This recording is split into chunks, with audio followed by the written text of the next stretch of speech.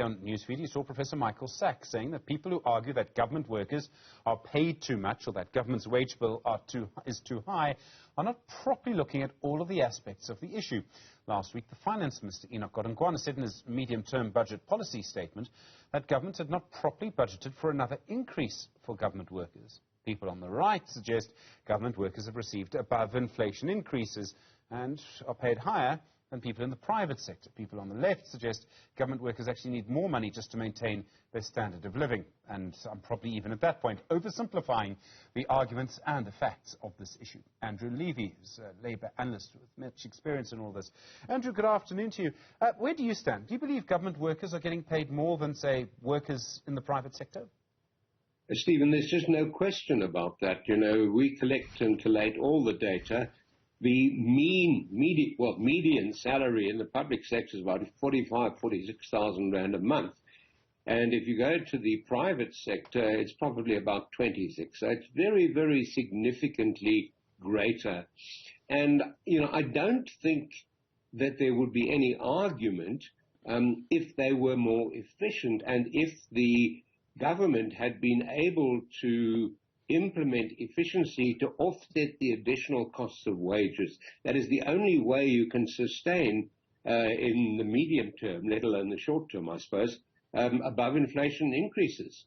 Professor Sachs suggested to us yesterday, and he has a different view to yours, as I'm sure you know, but he suggested that, in fact, what happens with the government figures is that a large number of sort of doctors and sort of specialists in the health department really sort of skew the figures one way when it comes to government. And in fact, in the private sector, it's possible to earn a lot more than in the government sector. And the obvious sort of example of that would be the CEO of a JSE-listed company who certainly gets paid a lot more, perhaps, than the president, never mind a director general.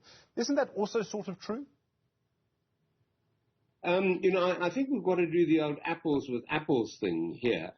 And the first point I would make to the professor is the reason we use a median figure for earnings is so we can deal with that actual problem.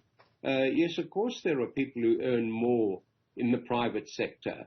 There are also people in the public sector who earn less. But if you look at the median, 50% of all of the public sector workers earn a lot more than 50% of the private sector. Yes, there may be some skewing in the sense that we would have to pull out figures for like with like. So in other words, we'd have to take them by grade or by skill so that we didn't get the doctors and the professionals like that pushing the figure up. Now, if we did that, yes, it would bring the median figure down, but it would still be significantly above the private sector, where many, many people are on the minimum wage, which is about 4,500 Rand a month. Now, I don't think there are any public sector workers on that thing. And the other point that one needs to make, and I would point out to the professor, is that simply we need to look at a comparison of benefits in the public sector versus the private sector, as well as job security. And the public sector grossly outweighs the private sector, where there's far more risk that you're going to lose your job, to bad times, to big machines, to all of those sorts of things. Now, as to the question of a CEO earning more than a director general, yes, I think that probably is the truth. But the first thing I would say is that, and again, the like with like argument, we need to take the upper levels, the uppermost levels out so we don't actually weigh them down with the median figures, and then we can get a comparison. Now, it may well be, and I don't have that figure to hand, it may well be on that basis that a CEO of a listed company with more than 500 to 800 employees in the private sector earns more than a DG. That's quite possible. But I think one also needs to understand that a great deal of that is what we would call risk remuneration. In other words, it is bonuses, it's incentives, much of it is share option plans, which you don't have in the public sector. But I think coming back to the point I made initially about the efficient use of labor. Where you have performance-related pay, then if you don't pay, you don't get the performance. And if you do get the performance, certainly if you're a CEO of a private, and let's keep saying a listed company, then in my view, you deserve your bonuses, you made them, and in point of fact, if your company is thriving, you may well have secured the job of many others, or even grown the job, and for my money, that's worth a great deal. But yes, I would concede the point that at that level, it is quite possible that the differential favors the private sector. I suppose one of the easier things, the easier points of comparison, perhaps depending on the data that's available, is to look at the percentage increases in the private sector and the government sector over, say, the last 5 years or the last 20 years. And can we see what's happening there? And again, I suppose back to your apples with apples point, you need to actually be quite careful what you compare with what you compare. Is it possible to see who sort of got higher increases, government or private, in the last 5, 10 years? It certainly is, and we collect all of that data. And if you look at the 10-year run, there has been a period where the public sector settlements were lower than the private sector, but they then spiked and went slightly above, not a huge amount, but of late they have fallen off more significantly than the private sector, and I think that's probably because the government backed out of the last stage of their recent wage deal. So that tended to drag the figure down.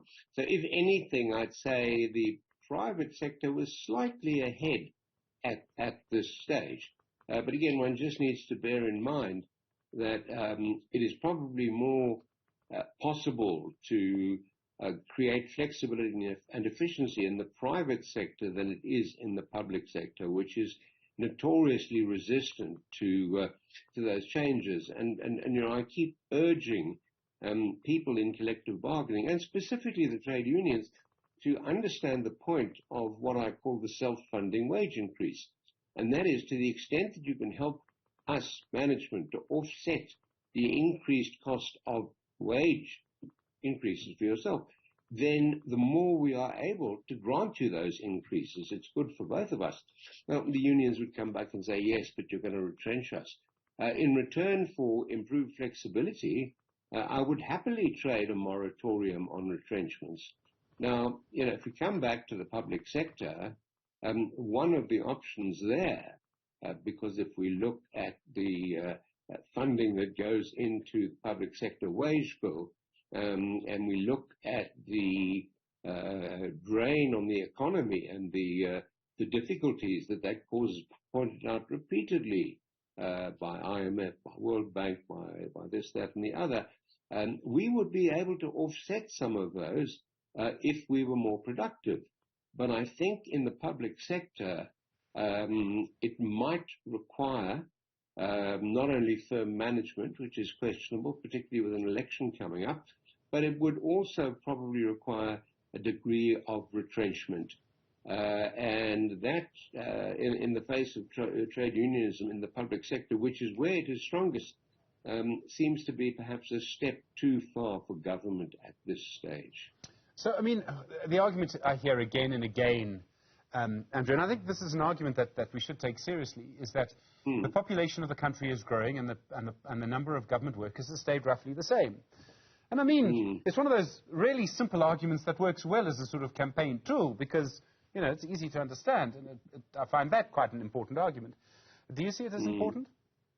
No, I think it's a false correlation because in reality, if we want to measure efficiency, we need to look at something which is the unit labor cost. In other words, how much does it cost us to produce 1 unit of output? Call it a widget. We make widgets, we have 10 people, it costs us 10, I pay them 100 Rand, it costs us 10 Rand a widget. If we make it 120 widgets, it still costs us 10 Rand, but we can now make the additional profit, and we could share that. Now, given A, the extent of unemployment, but B, the fact that that segment of the labour market is not working, the argument is not relevant. We're not working the unit labour cost of a total labour pool across the employed and the unemployed. Now, if we were doing that, then inevitably the figures would show, seeing there are more people and our output remains static because we haven't been growing, our unit labour cost would go up. And because there's an inverse relationship between unit labour cost and productivity, that automatically means our productivity is going down. So I think that is a dangerous argument politically, and I think on the face of it, it may seem appealing. The more telling figure, if we wanted to take the broadest population into account, would be to look at GDP per head. So, what is the individual GDP assigned to each individual person? And obviously with GDP being static and population growing, then the overall level of welfare in the country is going down as well. And, one of the only ways to deal with that is by more efficiency, and then we can share more, or more economic growth. I mean, as I see it, Stephen, whichever way you put the argument, morally or otherwise, the fact remains is that we need to be more efficient and more productive, and that will bring forth investment, higher profits, higher returns, mean higher wages, and a better life for all, and most of all, hopefully, growth in jobs. Andrew Levy, thank you very much indeed. Really appreciate the time. Well, as you can see, different views, of course, on a very complex topic, and one which is going to be important in the future.